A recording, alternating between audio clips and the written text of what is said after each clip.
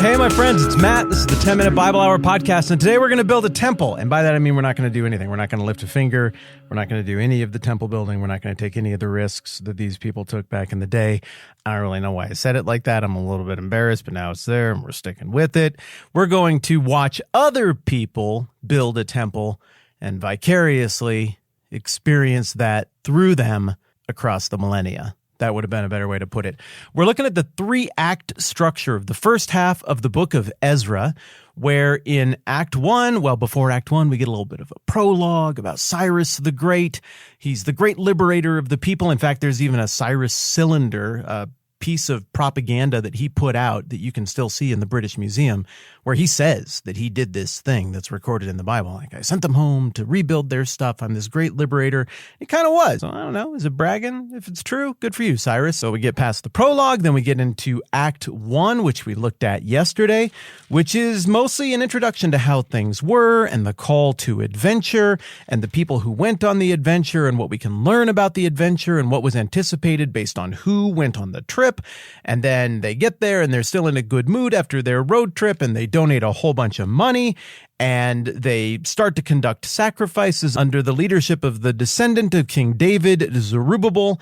And then finally we get to the place where the building actually starts and the foundation of the temple gets put in place. And I would call this kind of the seam between the end of Act 1 and the beginning of Act 2, because it's the first time we really run into a speed bump, a hurdle. Not everything feels great as we get to the end of Act 1, which I would say is the end of Ezra chapter 3. And this difficult moment goes like this. It's the second month of the second year after the arrival back in Jerusalem, according to Ezra 3:8.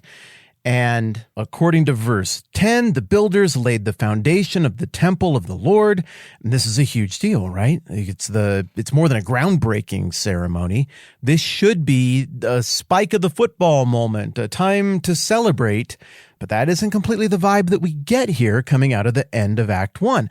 So they decide we're going to do a dedication. We need to celebrate and commemorate this moment. So the priests put on their vestments and with trumpets, and the Levites, the sons of Asaph, remember the singers, the descendants of the psalmist, they show up with cymbals, and they took their places to praise the Lord as prescribed by David, king of Israel. So all of this stuff, the order of sacrifices, the rebuilding, the celebration and the dedication of all of this, it's all meant to hearken back to better days.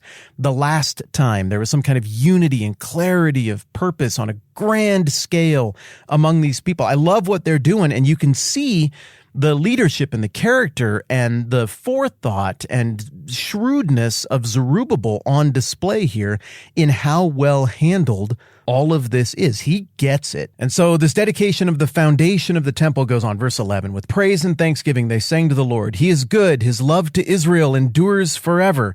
Even choosing to sing that is such a nod to, well, a lot of things that we don't have time to get into, but it's a nod to God's faithfulness, even in the face of his people's unfaithfulness. And it goes on. And all the people gave a great shout of praise to the Lord because the foundation of the house of the Lord was laid.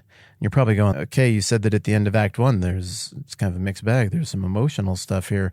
This all just sounds great so far. Well, here's the part that I was teasing, verse 12. But many of the older priests and Levites and family heads who had seen the former temple wept aloud when they saw the foundation of this temple being laid, while many others shouted for joy. No one could distinguish the sound of the shouts of joy from the sound of weeping, because the people made so much noise, and the sound was heard far away. End of Act 1. End of chapter 3. So this is wild. There are some old timers there who still barely remember what Solomon's temple, the great temple, looked like. And apparently this foundation has a much smaller footprint. The resources are smaller. It's not being built by a kingdom. It's being built by a conquered people group on a leash. It's a great opportunity, yeah, but it's not happening under the same circumstances. And this smaller temple is reflective of the squandered opportunity. It's emblematic of what went wrong. It's a metaphor for the failures that landed the Jewish people in exile in the first place. And these older people tend to be more reflective than the rest of us anyway. They connect the dots on that, and they feel the full emotion, I believe, here of the whole story. Whereas the younger people are like, we went on a trip, we did a thing, we're going to change the world, we got youthful exuberance, everything's going to be great, I'm going to live forever. And so they're just celebrating like crazy, and it's a mixed bag. And I think everybody's doing what they ought to be doing. I think everyone is responding in the way that makes sense. But there's an ambiguity here, and we got that in Esther too, right? This exilic literature, Ezra, Nehemiah, and Esther, has these moments of ambiguity where you're like, that's kind of a mixed bag. The reader is kind of allowed to not know exactly what to make of that. And here, I think it's a harbinger of, one, real trouble and opposition that we're about to get to that is to come in Act 2.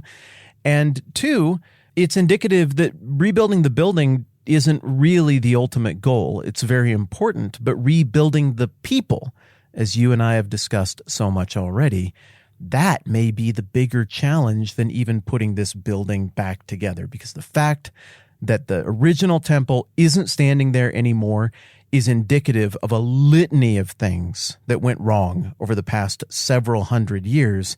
And you can stack a lot of bricks on top of a lot of other bricks. You can find a way to raise the money to do that.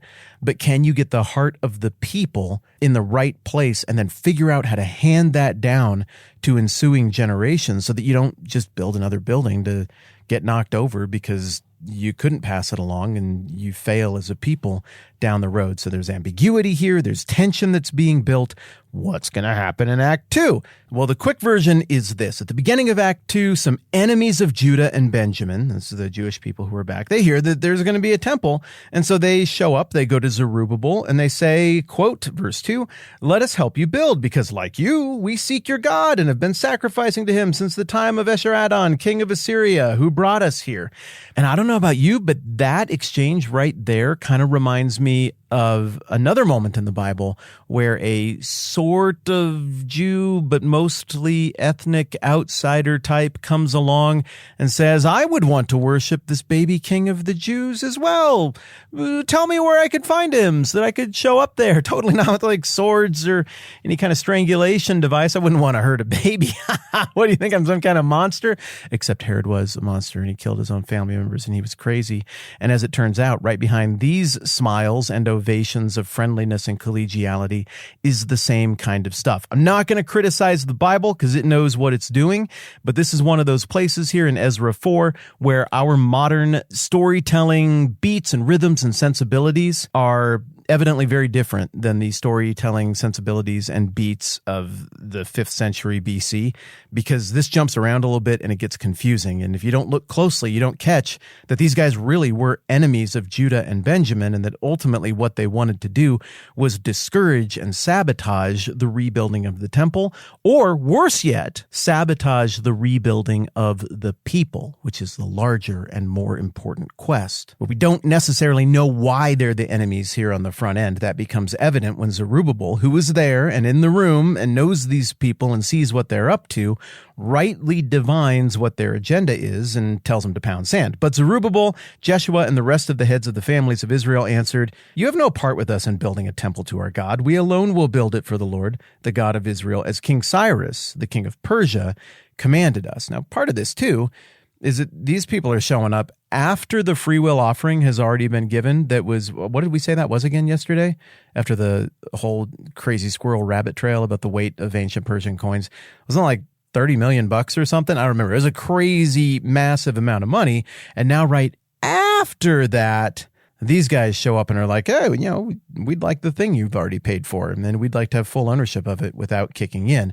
So I think there's that undertone as well. Now the cards are turned over. They know that Zerubbabel knows that they know, and all the sides are clear, and they begin to actively discourage the rebuilding of the temple. Verse 4, "Then the peoples around them set out to discourage the people of Judah and make them afraid to go on building." Dang, so you got like political interference. You probably have some physical intimidation. They hired counselors to work against them and frustrate their plans during the entire reign of Cyrus, king of Persia, and down to the reign of Darius, king of Persia. Now what happens here is from verse 6 on, in the middle of Act 2 here, we get the whole litany of things that happened that are all falling under the umbrella of the theme of resistance to the progress of the building of the temple. And it takes us all the way from the reign of Cyrus into the reign of Darius, into the reign of Darius's son Xerxes, that's the king of the age of Esther, and then down into the reign of Artaxerxes. And so what we're getting here is the author of Ezra, maybe Ezra himself, giving us this historical aside that takes us way into the future to say this resistance wasn't just for a second. They resisted for a really long time. And every king who sat on the throne, they would go and complain to and try to sabotage the Jewish people who were trying to rebuild the temple and rebuild their people and their relationship with God. Man, all of that is so interesting.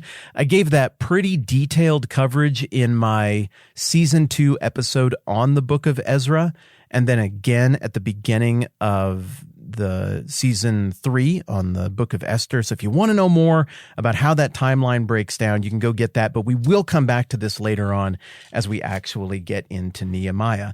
Then at the end of Ezra chapter 4, we come back out of that big historical aside that looks forward 75 years into the future, that accounts for all the different layers of resistance. And we come back to the moment in question during late in the reign of Cyrus and early in the reign of Darius. Well, the result of all of this resistance in the short term is this. Ezra 4:24, thus the work on the house of God in Jerusalem came to a standstill until the second year of the reign of Darius, king of Persia.